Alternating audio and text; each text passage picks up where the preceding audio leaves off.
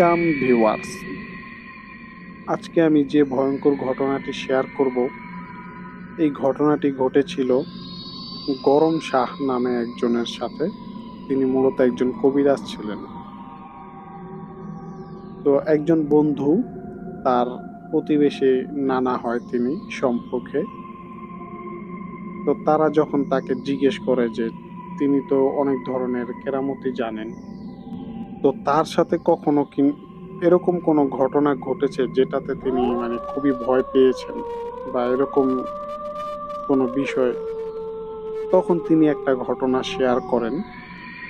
তো সেই ঘটনাটি আজকে আপনাদের সাথে শেয়ার করছি। তো আগে তার একটু বর্ণনা দিতে হবে, তাহলে হয়তো আপনাদের বুঝতে একটু সুবিধা হবে। তো সেই গরম শাহ নানা একজন এমন মানুষ ছিলেন, তিনি খুবই দুর্দান্ত একজন মানুষ। তার যত ধরনের জিন ভূত যাই বলেন, মানে তিনি এগুলার চিকিৎসা করতেন। এবং তার যে নামটা ছিল গরম শাহ, এই নামটা মূলত তার কেরামতির কারণেই দেওয়া হয়েছিল। সবাই তাকে গরম শাহ বলে ডাকতো এবং তাকে বলা হতো তিনি খুবই পাওয়ারফুল একজন মানুষ এবং তার অনেক ক্ষমতাও ছিল। এমনকি তিনি কুফুরি কালামও জানতেন, ব্ল্যাক ম্যাজিকও করতে পারতেন, কিন্তু তিনি সেটা করতেন না। এবং তিনি বলতেন যে আসলে ব্ল্যাক ম্যাজিক করলে অন্যের চাইতে নিজের ক্ষতিই নাকি বেশি হয়, যার কারণে তিনি কখনোই ব্ল্যাক ম্যাজিক করতেন না। কিন্তু তিনি কাউকে যদি জিনে ধরতো, তিনি সেখানে যাইতেন বা যে কোনো ধরনের চিকিৎসা তিনি করতেন। মূলত তার এরকম নাম ছিল, তিনি যেই বাড়িতে একবার চিকিৎসা করতে যাইতেন, তাকে আর মৃত্যু পর্যন্ত আর কখনো তাকে এরকম জিন ভূতের কোনো আসর তার উপরে পড়তো না। এরকম ক্ষমতা ছিল তার। তো এমনকি তিনি বলতেন যে তিনি নাকি প্রায় 500টার মতো মন্ত্র জানেন। তো 500টা মন্ত্র তার কখনো ব্যবহার করতে হয় না।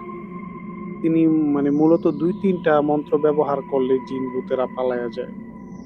তো এরকম তার সাথে দেখা গেছে অনেক সময় তিনি রাতের বেলা বাড়ি ফিরতেন বিভিন্ন জায়গায়, মানে মানুষকে জিন ভূত ছাড়াইতে যাইতেন।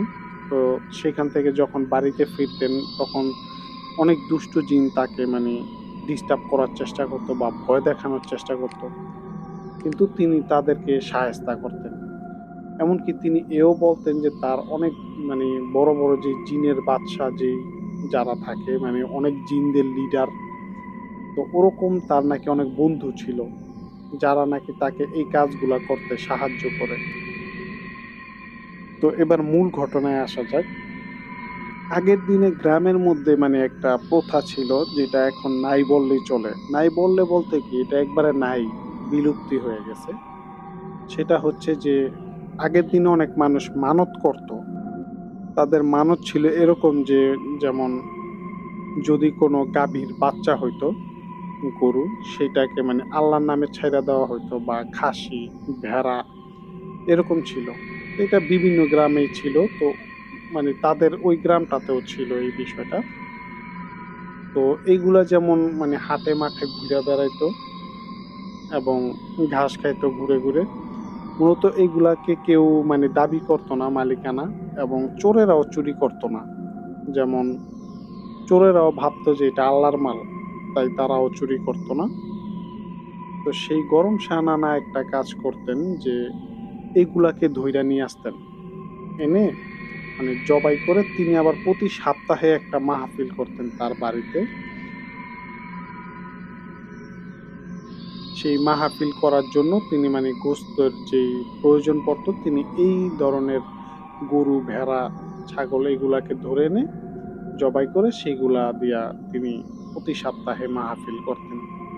তো এই বিষয়টা অনেকে ভালো চোখে নিত, ভালোভাবে নিত, আবার অনেকে ভালোভাবে নিত না। তো গরম শাহ নানা সবসময় বলতেন যে আল্লাহর মাল আল্লাহর রাস্তায় খরচ করা এটা জায়েজ আছে। যাই হোক, এটা আমি ওই বিষয়ে বলতে চাই না বা ওই ব্যাপারে যেতেও চাই না। তো এরকমই একদিন গরম শাহ নানা তার পরের দিন তার মাহফিল, সিন্নি বলা হয়তো, সিন্নি করতেন সেখানে। গান বাজনা করা হইতো এবং জিকির আজগার করা হইতো। সেখানে পরবর্তীতে এইগুলা সেই গোস্ত দিয়ে তার বাড়িতে আসা যেই মেহমান যারা থাকতো, প্রতি সপ্তাহে যারা জিকির করতে আসতো, তাদেরকে সিন্নি খাওয়ানো হতো। তো এরকমই একদিন তিনি গোস্ত আনতে যান এবং মাঠে যেয়ে দেখেন যে আসলে কোনো গরু সেখানে নাই বা ভেড়া ছাগল এগুলা কিছুই নেই। তিনি খুব মন খারাপ করেন যে আসলে পরের দিন তার মাহফিল ছিল কিন্তু আসলে এখানে কোনো ধরনের গরু নাই। তো সেই জন্য তিনি যখন ফিরে আসতে যাবেন সেখানে তিনি অনেক খোঁজাখুঁজি করেন। তো তিনি না পেয়ে যখন ফিরে আসতে যান, তো তিনি হঠাৎ করে দেখেন যে চারদিক থেকে দুই একটা করে গরু বের হয়ে আসতেছে।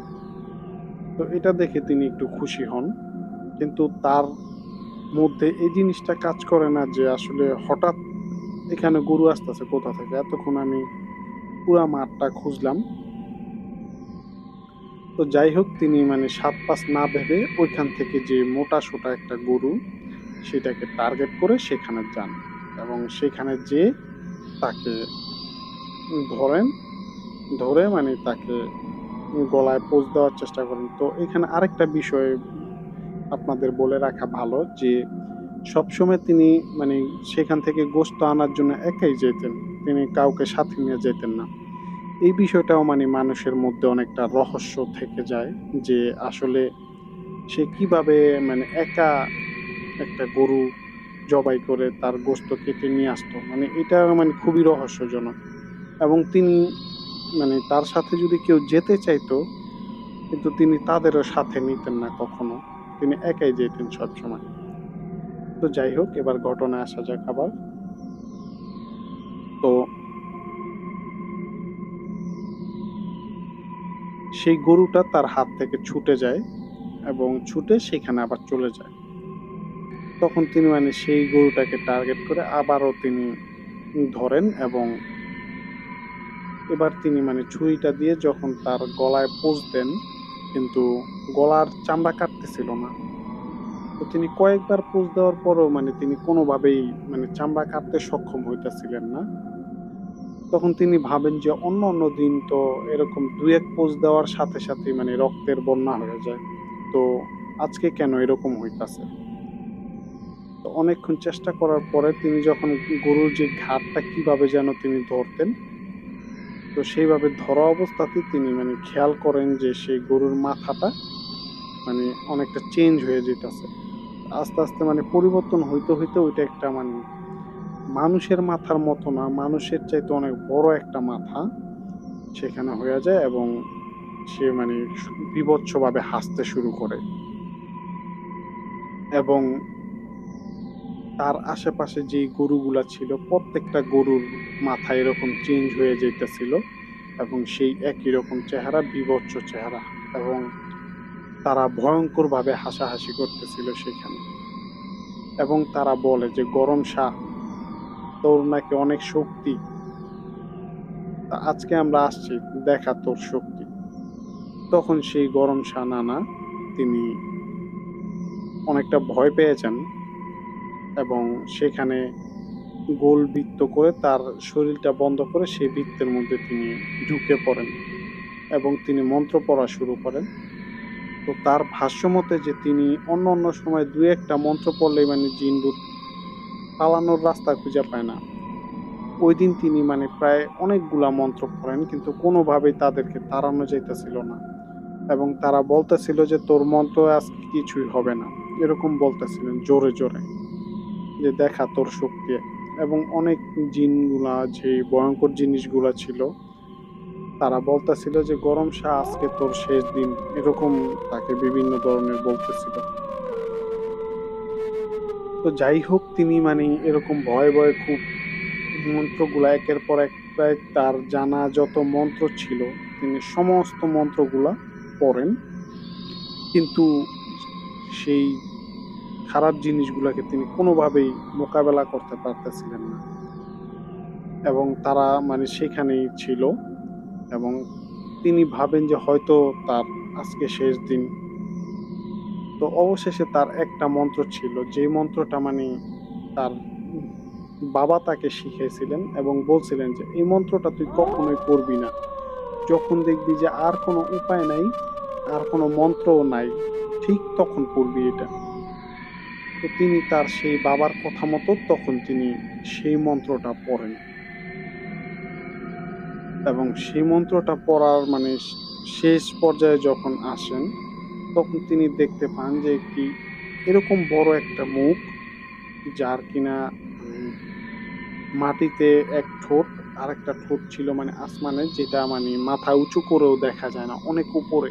এরকম একটা প্রাণী তার দিকে মানে ধেয়ে আসতে থাকে দৌড়ে। তো এটা দেখে মানে তিনি তার ভাষ্যমতে মানে তিনি জীবনের সবচেয়ে বেশি ভয়টাই মানে এটা দেখেই পাইছিলেন। সেই অবয়বটা আসে এবং এসে সেই মাঠে এসে মানে দাঁড়ায়। দাঁড়ায়া বলে যে কে আমাকে ডাকাডাকি করতেছিল এই সময় অসময়ে, কার এত বড় আসপদ্দাত, মানে এরকম ভাবে সে বলতেছিল, হুঙ্কার ছাড়তে থাকে। তবে আরেকটা বিষয় হচ্ছে যে এতগুলা যে খারাপ জিনিস সেখানে ছিল, সবগুলা মানে চুপ হয়ে যায় এবং আশেপাশে কোনো ধরনের শব্দ ছিল না, এমনকি বাতাসের শব্দ পর্যন্ত না, একদম স্তব্ধ হয়ে যায়। তখন গরম শাহ মানে অনেক মারাত্মক ভয়ে সেখানে চুপ করে দাঁড়ায় থাকেন। তখন মানে সেই অবয়বটা বলে যে এই নামে আমাকে আমার বন্ধু সুলতান আমাকে ডাকতো সবসময়। তখন সেই গরম শাহ নানা মানে ভয়ে ভয়ে বলে যে আমি আপনাকে ডাকছি। তখন বলে যে কে তুই, তুই আমাকে এই নামে ডাকলি? তখন সে বলে যে আপনি যার নাম বললেন সুলতান, আমি তার ছেলে। তখন তাকে জিজ্ঞেস করা হয় যে তুই আমাকে কেন এখানে ডাকছিস? তখন বলে যে এই খারাপ অবয়বগুলো আমাকে এখানে আটকায় রাখছে।